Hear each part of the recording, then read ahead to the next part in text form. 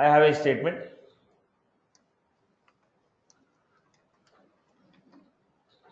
This statement I am breaking into number of sections.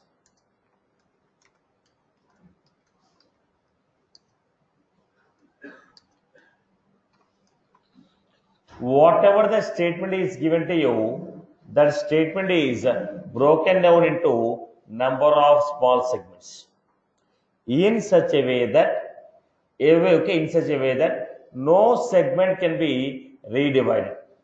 I cannot break H, I cannot break A. So we are breaking the statement into small segments in such a way that no segment can be redivided.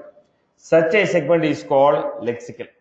So when I say lexical, it is H, A.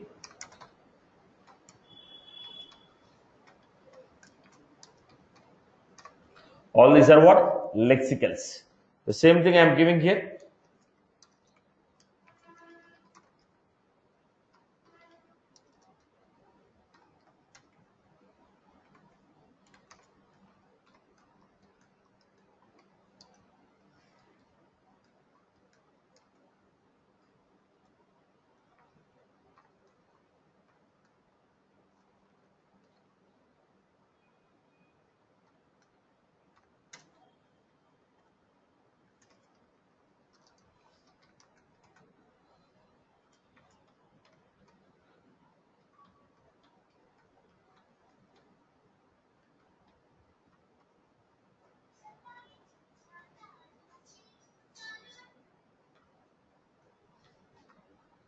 This is how we create.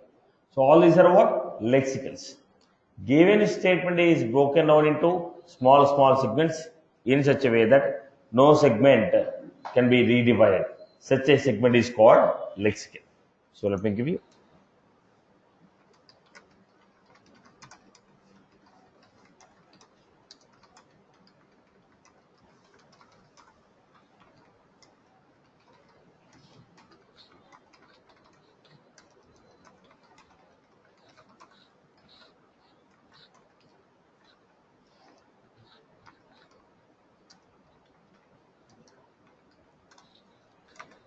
Such a segment is called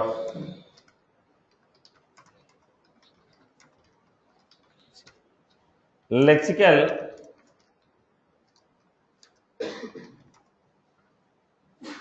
Lexical has a meaning.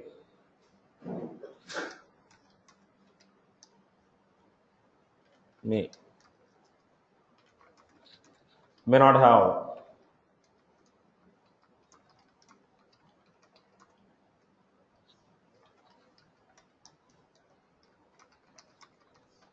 Lexical may or may not have meaning associated with it. Now look at the point. I, there is no meaning. Equal to, there is a meaning. Plus, there is a meaning. 1, there is no meaning. Okay. Or, there is no meaning. So lexical may have meaning, may not have a meaning. So what is a lexical? Lexical is the smallest unit of the programming. We can say lexical. It is also called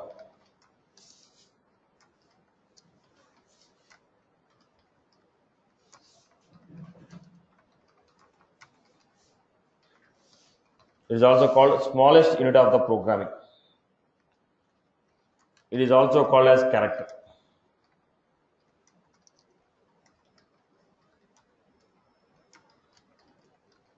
So what we are going to call? Lexical is also called as character in the programming. So whenever we are calling as a character, it's a lexical. Smallest unit which cannot be redivided. Smallest unit which cannot be redivided is called lexical. Smallest unit which cannot be redivided is called lexical. I repeat, smallest unit which cannot be redivided is called lexical. Lexical may or may not have meaning associated with it. It is also called smallest unit of programming. It is also called as character. I hope you are good with this. Okay.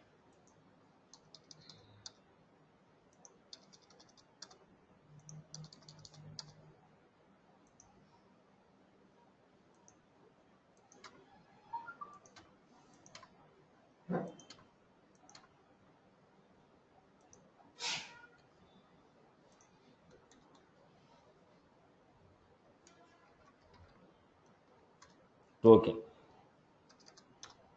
What is a token?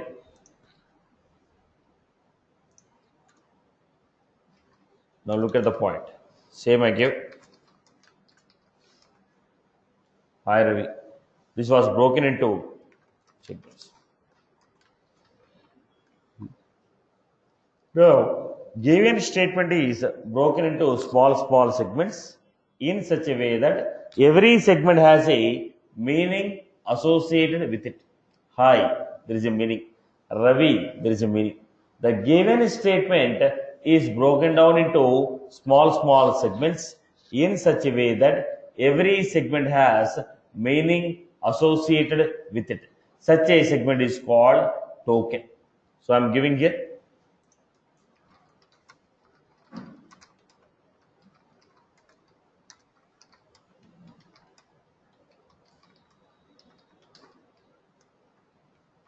in such a way that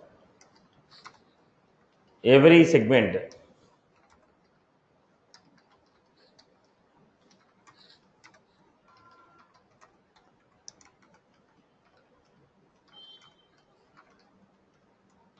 such a segment is called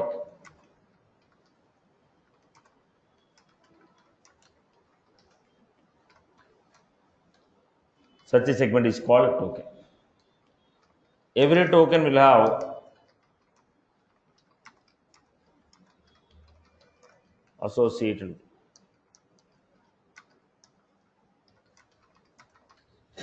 Every token has a meaning associated with it.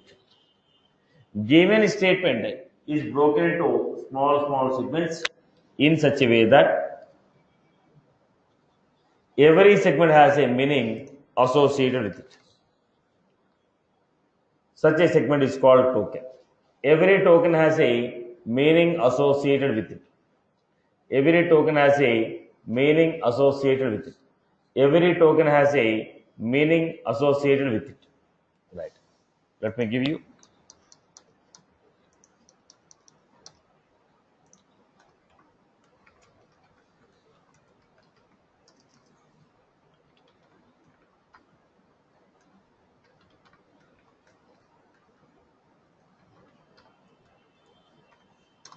No, this is how we got it.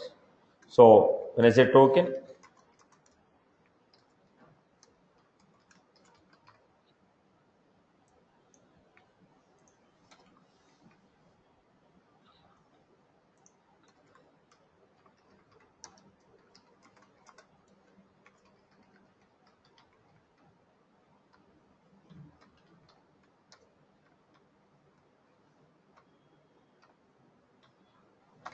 this is what is called a token. The given statement broken down into small segments in such a way that every segment has meaning associated with it. Such a segment is called token. So token is nothing but a collection of tokens, collection of lexicals. If a group of lexicals are grouped, it will form a token. So we have a character, we have a token. We have a character, we have a token. Character, token. Next, tokens are classified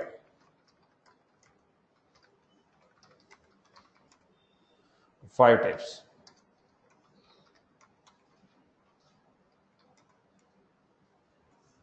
Tokens are classified into five types. Keywords,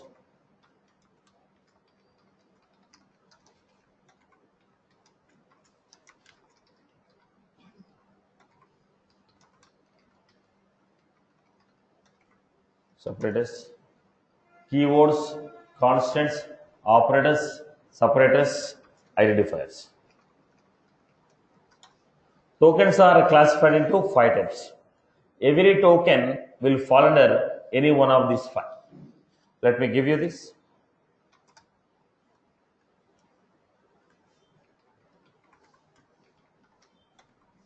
Got it.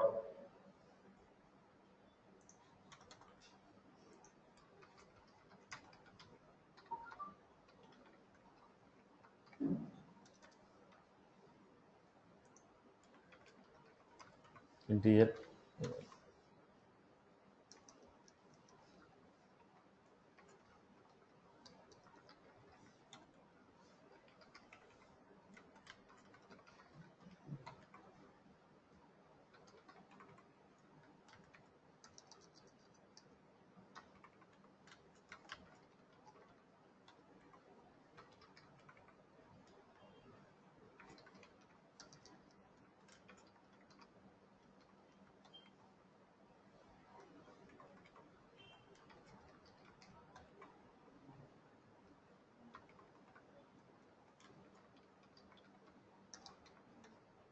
This is how they are given.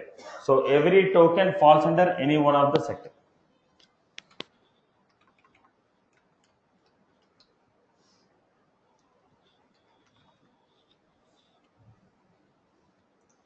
Now, this is how we have created.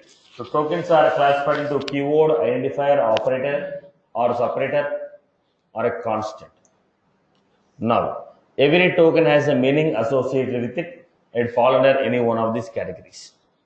Right, boss? So we have lexical, we have tokens. Tokens are nothing but a group of lexicals wrapped together to form meaningful sentence, meaningful word. So they are they are keywords, identifiers, operators, separators, constant, keywords. Let us start with the first one. What are these keywords? Let us say when I go to engineering, ECE, CSE, EEE, let me go to any engineering college. If I say ECE, the meaning of the word is fixed. CSE, meaning of the word is fixed. So according to the engineering colleges, they get some words whose meaning is predefined, like ECE, CSE, EEE, MEC. These words meanings are predefined. Let you go to any engineering college, the meaning of this word is fixed. They will not be altered. So what is this called? They are called reserved words. Let me go to any bank. If I say debit card, credit card, okay, or personal PF account, loan, credit, okay, loan, deposit, withdraw. These are all fixed words. Let me go to any bank. If I say PF account, meaning is same. Current account, meaning is same. Okay, salary account, meaning is the same. Debit card, credit card, ATM, the meaning of the words are fixed. According to the banking terminology, there are some words whose meaning is predefined. You go to any bank and use this word, meaning remains the same. Similarly, every programming language also will have certain words whose meaning is predefined. You use this, let anybody use, or you use anywhere in the programming, the meaning is fixed. Like how we have got a predefined words like ECE, CSE, like that in every programming language, we'll have some predefined words whose meaning is fixed. Such type of words are called keywords. So what are these keywords?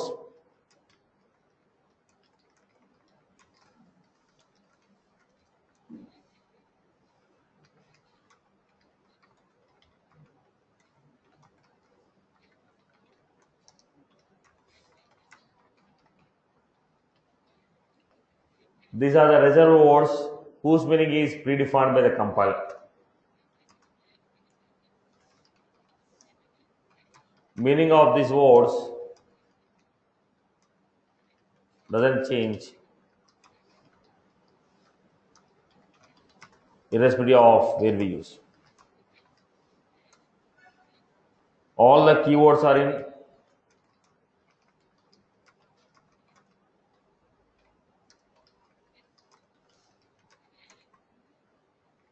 now let us say if else for class interface. If else for class interface. Now we have extends, implements, try, catch. All these words are what? Predefined words like this will be having. All these words are predefined words whose meaning is predefined by the compiler. The meaning of these words doesn't change irrespective of where we use. Next, we have constants. So what is a constant? Now let us say if I take 10. Now this value doesn't change any time. If I give 10, it's always 10. It cannot be increased or decreased. It cannot be increased or decreased. 10 is always a 10. If I say Satish, the value is Satish only. If I say Hyderabad, value is always Hyderabad. Now we are giving a value. If we give a value, it cannot be increased or decreased. It is a fixed value. I give 10, it is a fixed value. I give Satish, it is a fixed value. I give Hyderabad, it is a fixed value. So when I give these values which are fixed, which does not change, Elements which does not change. The elements whose value doesn't change are called constants. Elements whose value doesn't change are called constant. 10 is a constant, it cannot be altered. Right, boss? So what is a constant? Whose values?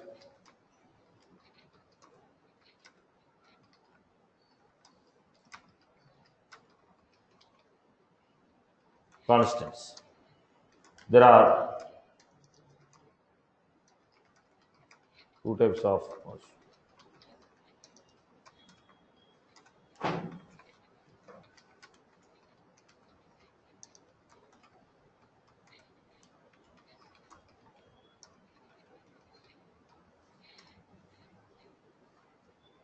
numerical constant, string constant.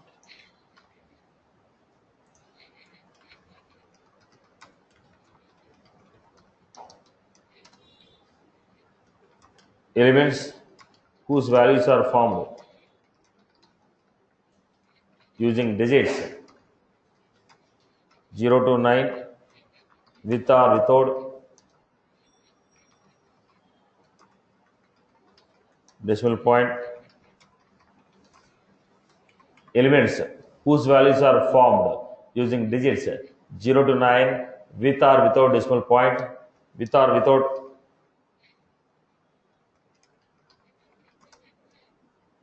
sign of the number.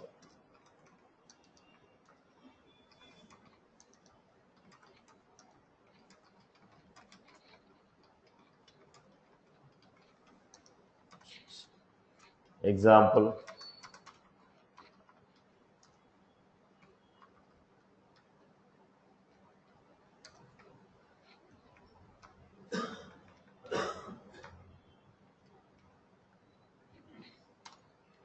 Values which are formed with or without decimal point. Okay, with or without sign of the number is called numerical constant. Value formed using a digits 0 to 9 is a numerical constant. Then we have string constant.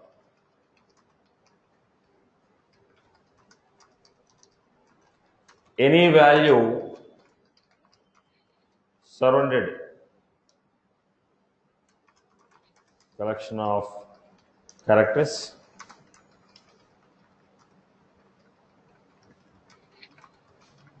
single quotes is called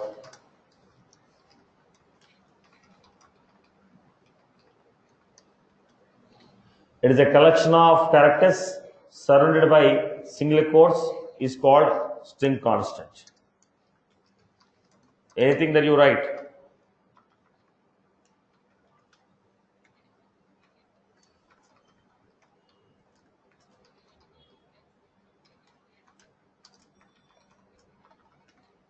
any value which was surrounded by single quotes is called any value which is surrounded by single quotes is called string constant. Anything that you write within the single quotes is a string constant. Anything that we write within the single quotes is a string constant. A numerical constant, any value that is formed with the help of digits 0 to 9 is called numerical constant. Any value that is formed with the help of digits 0 to 9 is called numerical constant. String constant, any value that is formed, okay, within the single quotes is called string constant. Value that is formed within the single quotes is string constant. Value that is formed with a combination of digits 0 to 9 is called numerical constant. Then we have third one, Boolean constant.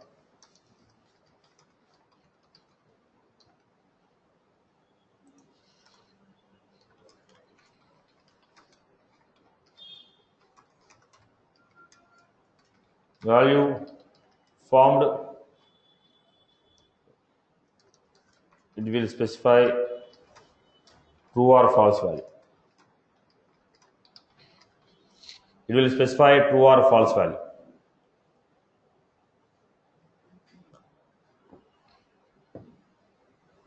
It will specify true or false value.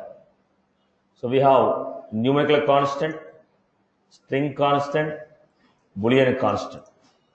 Numerical constant, string constant, and Boolean constant. This is what we got here.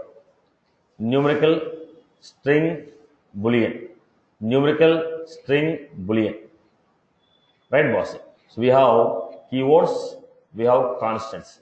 Any element whose value is formed with the digits 0 to 9 is a numerical constant. Any value surrounded by single quotes is called string constant. Okay.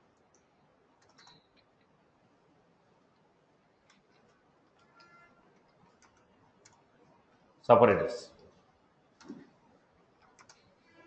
Separators. What is a separator? Now let us see.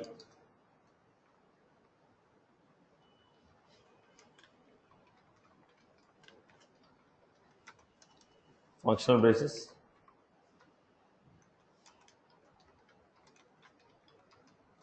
Array braces.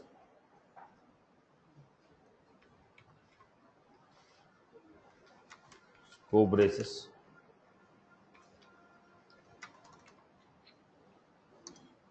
Functional braces, array braces, scope braces.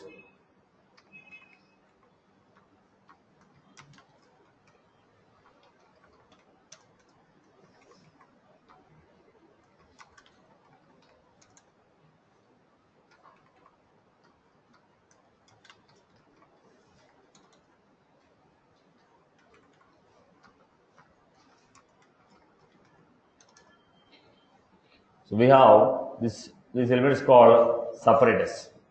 Functional braces, array braces, scope braces, semicolon, colon, period, comma. This is what we have created. All these are called separators. All these are called separators. All these are called separators. Now functional braces, array braces, scope, semicolon, colon, period, comma. These are called separators. These are called separators. I hope you are good. These elements are called separators. Okay. Let us go to the next one. Then we are going with identifiers. What are these identifiers? Basically, what is the purpose of this? They are used to separate the elements.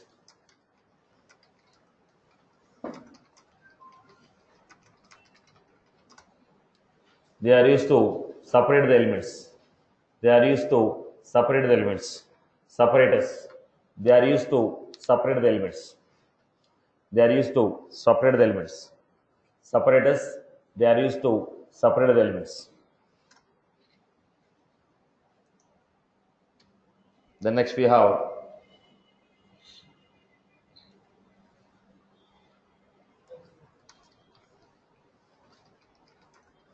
identifiers. What are the identifiers and how we are going to use identifiers?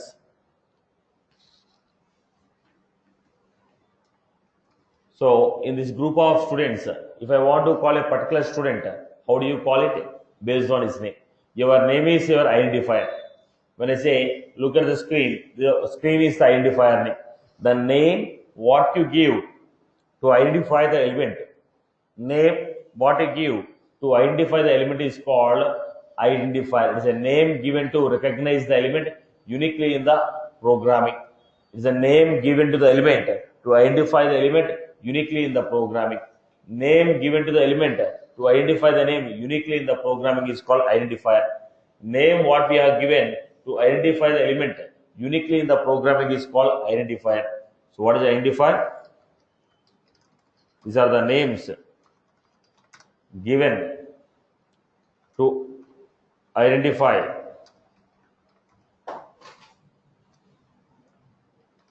class interface.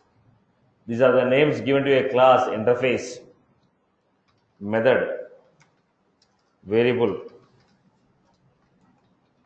constant. These are the names given to a class interface, method, variable, constant to recognize them.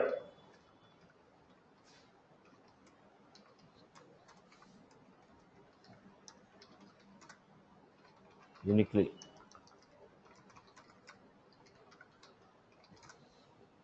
Identifiers are the names given to the class, interface, method, variable, constant to recognize these elements uniquely in the programming. The names what we give to interface, class, method, variable, constant to recognize them uniquely in the programming is called identifier. So identifier names should obey the following rules.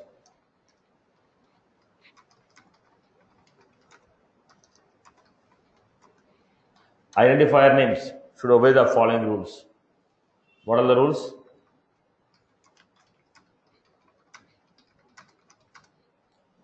Name can contain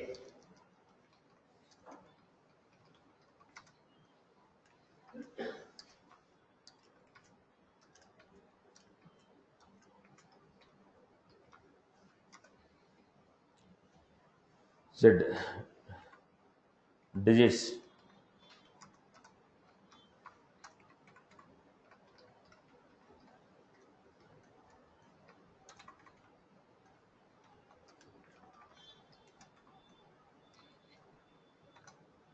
Name can contain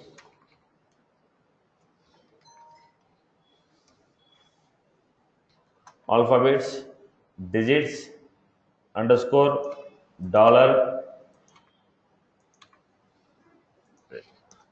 and name should not start with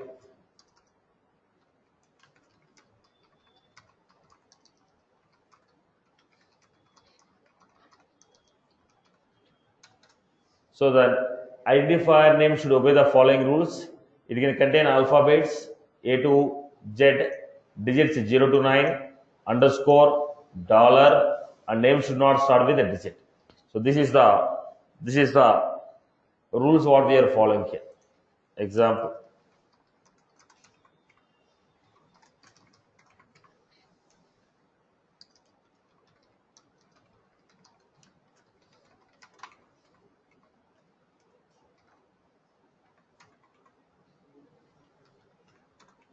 So it can contain alphabets, digits, underscore, and dollar. Should not start with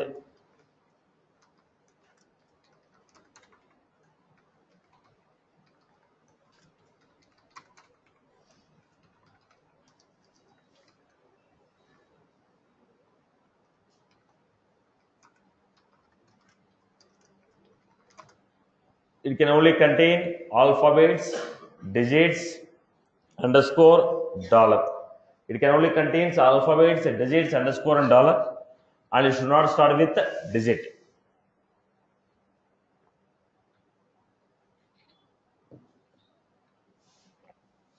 Now it has a special symbol here, error message.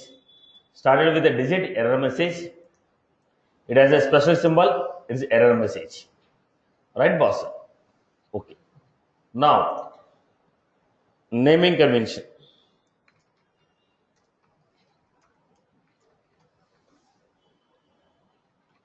Naming convention. What is this naming convention? What is this naming convention? Every identifier name what we write should obey any one of these four naming convention. First, the naming convention what we have is upper camel. What is upper camel?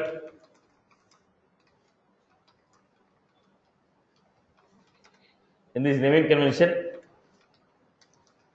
every word, every letter. In this naming convention, every word, every letter, every word, first letter.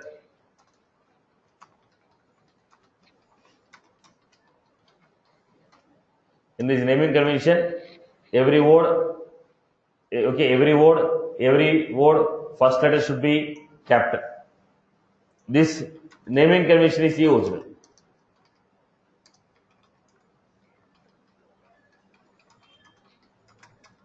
Fine. Names for classes. In this naming convention, every word, first letter should be capital. This naming convention is used to define names for class or interface.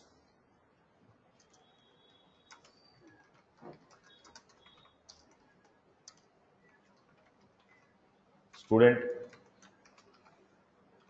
invoice data.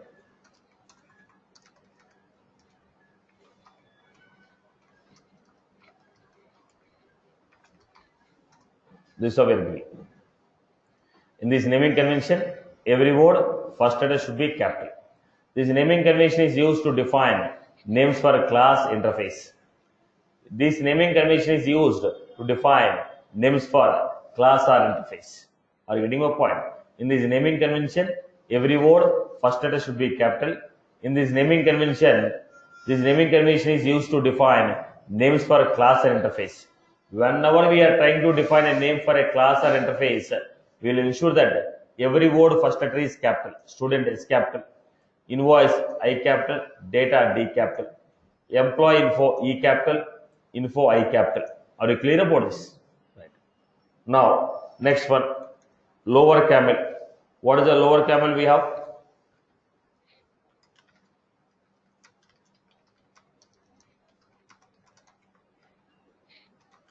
In this naming convention, every first word, first letter should be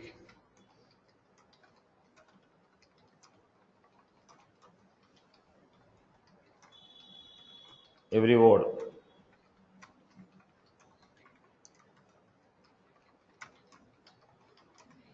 In this naming convention, first word, first letter should be small, and every word, first letter should be capital.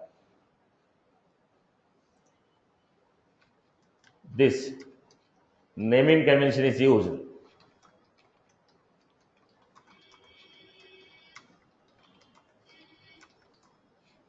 names for methods and variables.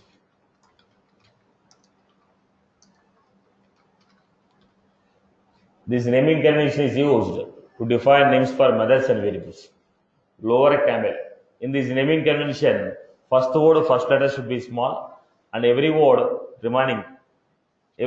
first letter should be capital. This naming convention is used to define the names for methods and variables.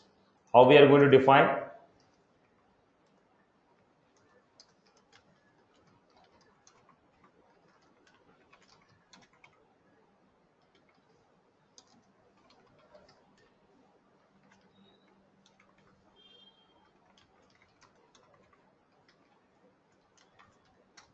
This type of naming. First word, first letter should be capital.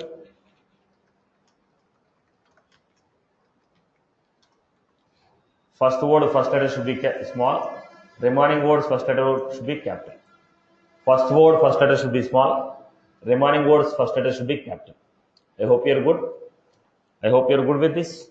Clear? Yeah. Then, let us go to the next one. Uppercase. In this naming convention,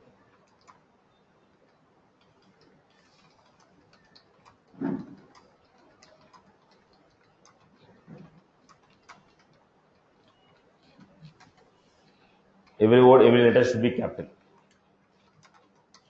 This is used for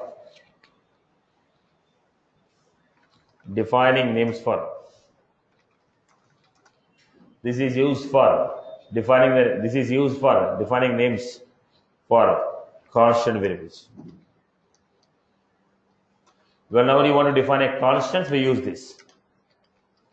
Example, we have max.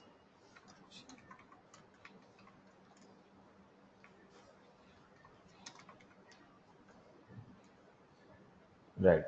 Max age, minimum salary, maximum amount. Every word, every letter should be capital. Like this. Lowercase.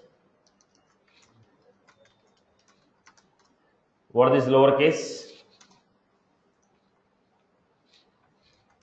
This, in this naming convention,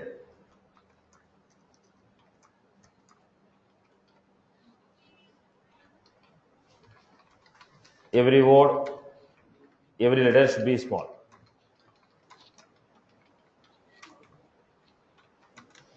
This is used to define names for keywords and packages. All your keywords and packages will be in this case, lowercase. Example.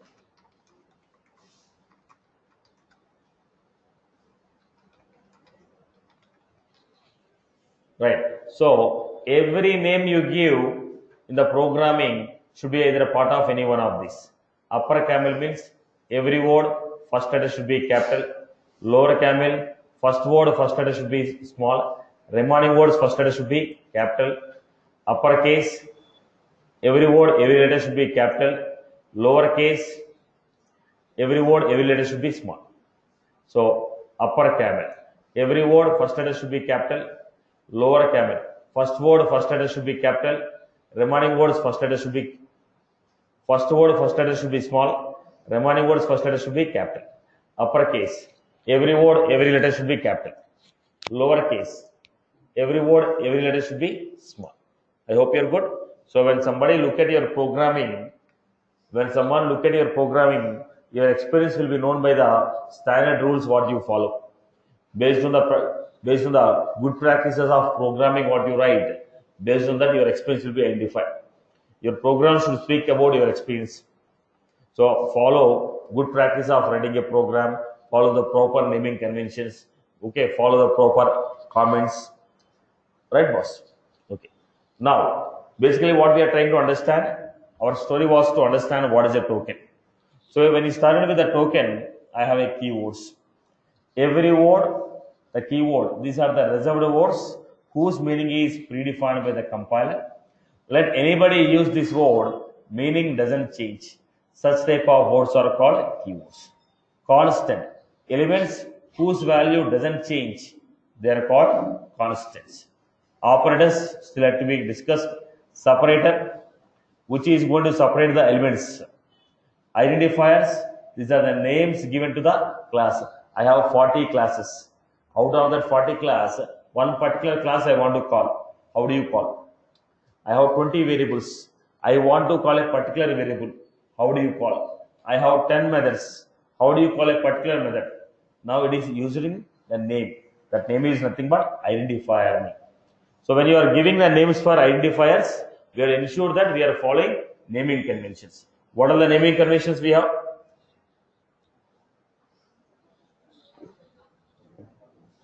We have uppercase, first upper camel, lowercase, uppercase.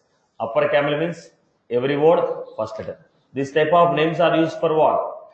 Classes and interface. Lower camel, first word first letter small, remaining words first letter capital. This type of naming convention is used for methods and variables.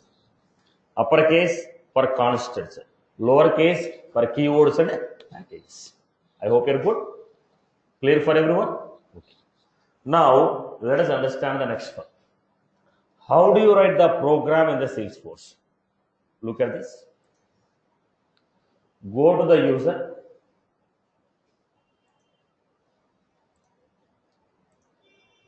Go to the username, developer console. Then you have file. The menu bar we have file. Right. Programs. New. How to write a class, trigger, Visual Force component, lighting programs. Is to write the programs. File, new, Apex class, trigger, Visual Force component, lighting programs, all this. Then we have open. If you want to open any one of the files, we can use this. Now I written a notes here. Pages, lexical notes. Right. So here we have lighting resource, save all, close all. We have this. Okay. Now let us go to the next step. Here we have debug. Debug. Open, execute, anonymous window. Debug. Open, execute, anonymous window. Right. If you want to print any message, I'm giving system dot debug. Basically, this system dot debug is used for unit testing. We don't use system dot debug for writing a logics or printing the messages. Generally used for what? Unit testing. Right now, we have not done any Visual Force program yet. I am showing you the output from log file. Whatever the topics I am going to cover, I will show the output from the log files. There is a reason I am using system.debug. System.debug is not for printing the message in the output screen. It is for printing the message in log files. System.debug. This will print the message in the log files. System.debug. This will print the message in log files. System.debug. It will print the message in the log files. System.debug will print message in log files. When you say system.debug, what was that? Open log. Then click on execute. This is the log file. In the log file, at the bottom we have an option.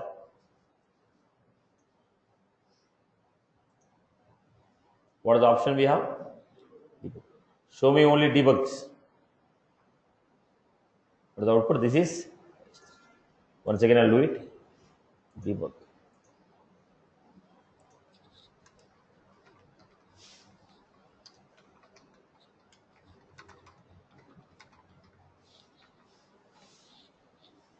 This is how we got it. Then I told open, execute.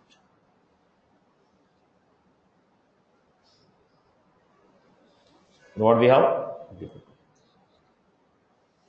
This is testing, this is line 1. Are you getting my point? So go back to this debug, open, execute anonymous window.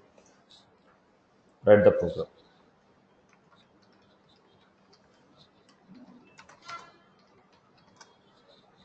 Right. Then what we have? Open log. Then click on execute. You mean to say whatever we write the program, we can test in that one, right? Exactly. This is a log file. Log file is order of execution internally. Internally, how it's executed. Generally, checkpoints, people call it as checkpoints. People call it as a checkpoints. People call it as a unit testing. This will be done using this. Okay. So what we are doing? System.debug is to print the message. Right now, we have not covered anything in the Visual Force yet.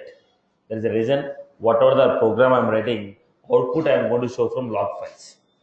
Currently, until I start Visual Force. Okay. So system.debug will print.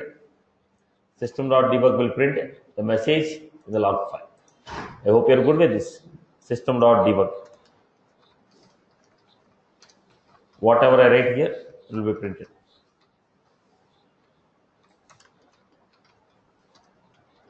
Whatever we write within the system.debug, that is going to be printed. Open log, execute.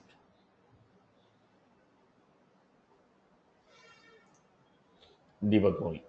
What was that? Debug, anonymous window, write the code, select open log, execute.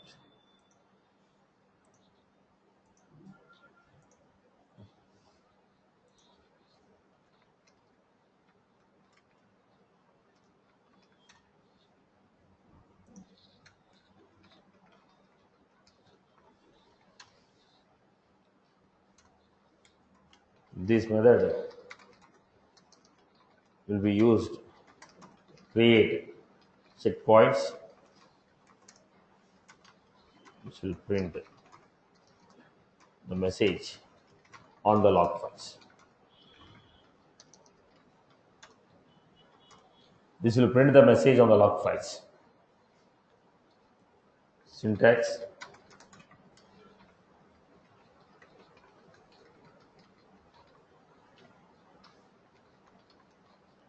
You may give expression or string, whatever you give, that will be printed here. How do you write it? Navigation,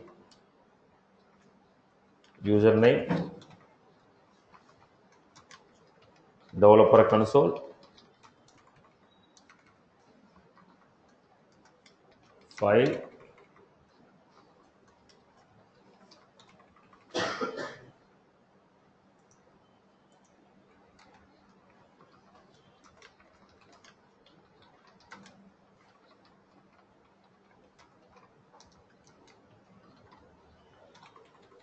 open execute anonymous window.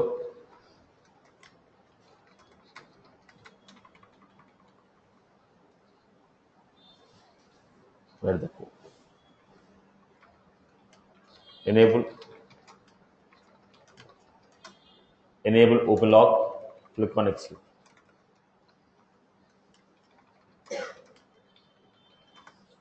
Enable open log, click on execute. So what was that? Username, developer console, file, debug, open anonymous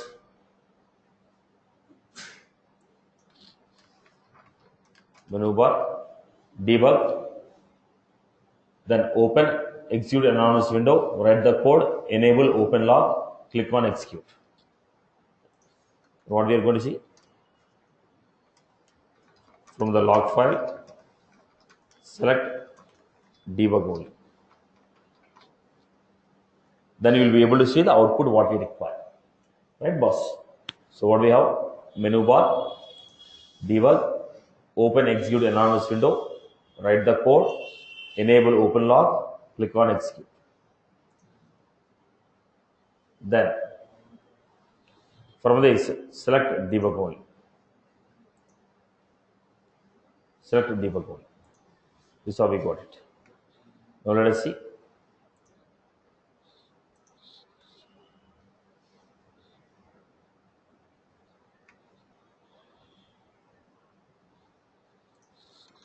Example.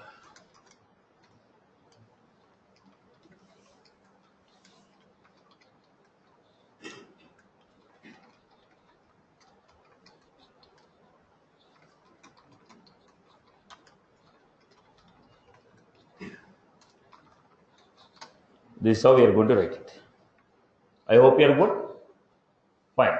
So tomorrow we'll see data types and the corresponding variables. What are the different type of data types we have in the Salesforce?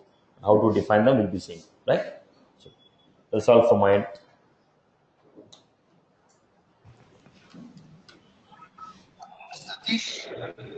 Yes.